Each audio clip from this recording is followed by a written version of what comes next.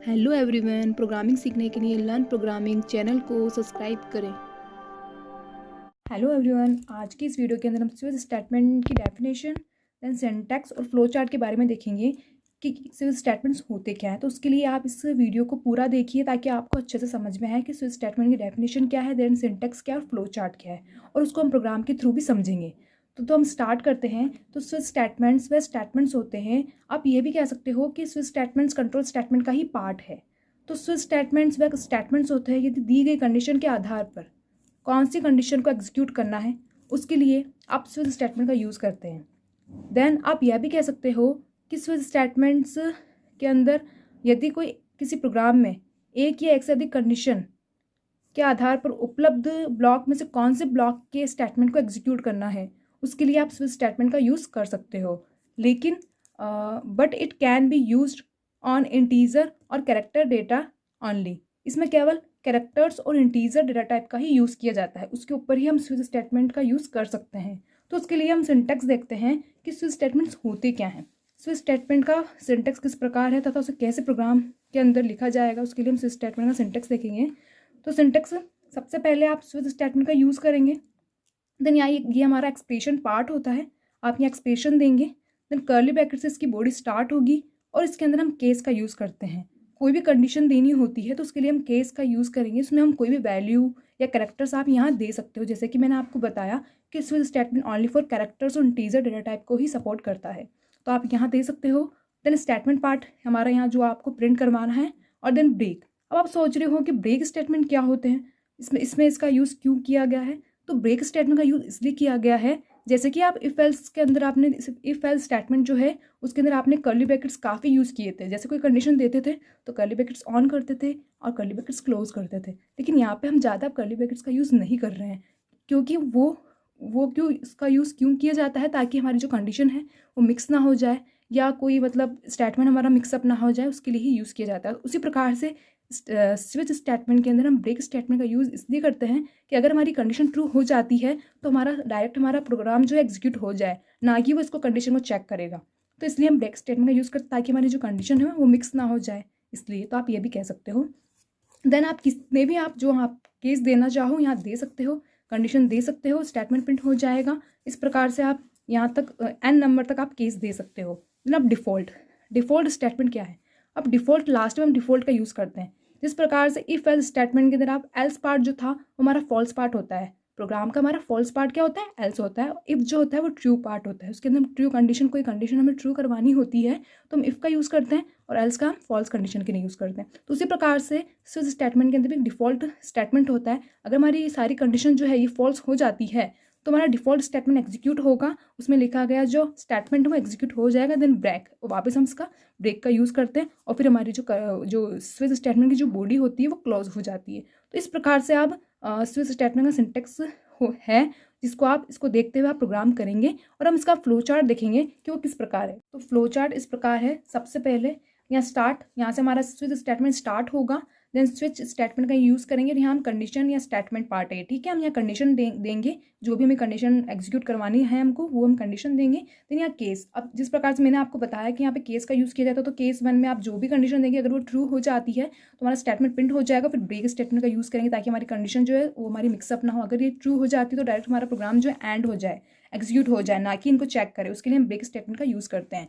Then हम और जो केस होते हैं, आप एक से ज़्यादा केस का यूज़ कर सकते हो। तो इस प्रकार से मैंने 3 केस लिए हैं, और फिर हमने डिफ़ॉल्ट, लास्ट में हमारा क्या डिफ़ॉल्ट स्टेटमेंट है। डिफ़ॉल्ट स्टेटमेंट का यूज़ आपको मैंने बता ही दिया है कि कोई भी कंडीशन फॉल्स हो जाएगी, सारी कंडीशन फॉल्स हो जाएगी तो हमारा डिफ़ॉल्ट स्टेटमेंट एग्जीक्यूट हो जाएगा, और देन हमारा प्रोग्राम इस प्रकार से हमारा जो फ्लो चार्ट है उसका एंड होता है। तो आप अब हमने यहाँ तक हमने देखा है कि फ्लो चार्ट होता क्या है। तो अब हम इसको प्रोग्राम से समझेंगे किस प्रकार से आप स्विच स्टेटमेंट का प्रोग्राम लिखेंगे। तो अब हम स्विच स्टेटमेंट का प्रोग्राम करेंगे। उसके लिए हमने हेडर फाइल इंक्लूड की है, और देन कर्ली ब्रैकेट से हमारे प्रोग्राम को हम स्टार्ट करते हैं। तो उसके लिए यहाँ पे हमने कर्ली ब्रैकेट से हमारे इसके स्विच प्रोग्राम को स्टार्ट किया है। देन इंट नाम के डेटा टाइप में हमने ई नाम का वेरिएबल डिक्लेयर किया है। देन प्रिंटफ फंक्शन का यूज़ करके हम मैसेज प्रिंट करवा रहे हैं, एंटर नंबर, और सेमीकोलन से इसको क्लोज किया। देन स्कैनअप फंक्शन का यूज़ करेंगे उसकी वैल्यू को स्टोर करवाने के लिए। तो कोमा एंड ऑपरेटर का यूज़ करके उसके एड्रेस को हमने स्टोर करवाया है और यहाँ पे हमने इसको क्लोज कर दिया सेमीकोलन से। देन अब हम स्विच स्टेटमेंट का यूज़ करेंगे, तो उसके लिए हमें स्विच का यूज़ करना पड़ेगा। तो यहाँ हमने स्विच लिखा है और यहाँ पे हमने एक्सप्रेशन दिया है, उसके अंदर हमने ए को स्टोर करवाया जो हमने इंट नाम के डेटा टाइप में डिक्लेयर किया था, तो उसका हम यूज़ करेंगे यहाँ पे। उसी वेरिएबल से हम वैल्यू को इनपुट करवाएंगे, तो उसके लिए हमें यहाँ पे उसको स्टोर करवाना पड़ेगा। देन अब इसकी यहाँ से इसकी बॉडी स्टार्ट होगी। अब हम यहाँ पे केस का यूज़ करेंगे, जैसे कि मैंने आपको थ्योरी में बताया कि इसमें किसी भी प्रकार की कंडीशन को चेक करना होता है तो केस का यूज़ किया जाता है। उसके अंदर भी आप केवल इंटीजर डेटा टाइप और कैरेक्टर डेटा टाइप को ही सपोर्ट करता है, तो वो आप कैरेक्टर्स और इंटीजर वैल्यू को आप यहाँ एंटर करवा सकते हो। देन सेमी कॉलन से इसका हम क्लोज करते हैं यहाँ पे, तो वो यहाँ पे हमने दे दिया है। और अब हम यहाँ पे प्रिंट अप, अगर हमारी कंडीशन ट्रू हो जाती है तो प्रिंट अप स्टेटमेंट में लिखा जो स्टेटमेंट है वो प्रिंट हो जाएगा, तो उसके लिए हम यहाँ देते हैं कि 1। अगर ये कंडीशन ट्रू हो जाएगी तो 1 लिखा प्रिंट होना चाहिए आउटपुट स्क्रीन के ऊपर, ये हमने दे दिया। अब हम ब्रेक का स्टेटमेंट का यूज़ करेंगे। तो जैसे कि आपको पता है हम ब्रेक स्टेटमेंट का स्विच स्टेटमेंट में यूज़ क्यों करते हैं कि अगर हमारी कंडीशन अगर ये ट्रू हो जाती है फर्स्ट कंडीशन ही, तो हमारा जो प्रोग्राम है वो अगली कंडीशन को चेक नहीं करे, वो डायरेक्ट हमारे उस ब्लॉक से बाहर आ जाए, वो एग्जीक्यूट हो जाए, ना कि वो किसी और कंडीशन को चेक करे, ताकि हमारी जो कंडीशन है वो मिक्स ना होगी। इसलिए हम ब्रेक स्टेटमेंट का यूज़ करते हैं। वो मैंने आपको थ्योरी में अच्छे से बताया है, वैसे एक बार और आपको अच्छे से और बता दिया है कि आपका यूज़ उसको यूज़ कैसे करोगे। ठीक है, अब आप वापस केस इसका यूज़ करते हो कि आपको और कंडीशन चेक करनी है, तो उसके लिए आपने यहाँ 2 दिया और वापस यहाँ कॉलन से इसको क्लोज किया है। देन प्रिंटफ, अब प्रिंटफ फंक्शन का यूज़ किया वापस। अब आपको जो भी स्टेटमेंट प्रिंट करवाना है वो आप यहाँ दे दो, जैसे मैंने 2 डाला है और यहाँ पे मैंने इसको क्लोज कर दिया। अब वापस ब्रेक स्टेटमेंट का यूज़ करूँगी ताकि मेरी कंडीशन जो हो मिक्स ना हो, तो मैंने यहाँ पे इसको ये दे दिया। अब मैं चाहती हूँ कि मैं इसमें डिफ़ॉल्ट स्टेटमेंट का यूज़ करूँ। अगर ये दोनों कंडीशन फॉल्स हो जाएगी तो हमारा डिफ़ॉल्ट स्टेटमेंट जो है एग्जीक्यूट हो जाएगा। तो डिफ़ॉल्ट हम यहाँ देते हैं जो कि हमारा फॉल्स पार्ट होता है प्रोग्राम का। अगर हमारी कंडीशन दोनों फॉल्स हो जाएगी तो हमारे ये स्टेटमेंट जो है वो एग्जीक्यूट हो जाएगा। तो हमने ये यहाँ पे दिया और इसको हम कॉलन से क्लोज करेंगे। और अगर ये कंडीशन सारी दोनों फॉल्स हो जाएगी तो डिफ़ॉल्ट स्टेटमेंट लिखा जो स्टेटमेंट है वो एग्जीक्यूट हो जाएगा। तो उसके अंदर मैं डालती हूँ इनवैलिड नंबर।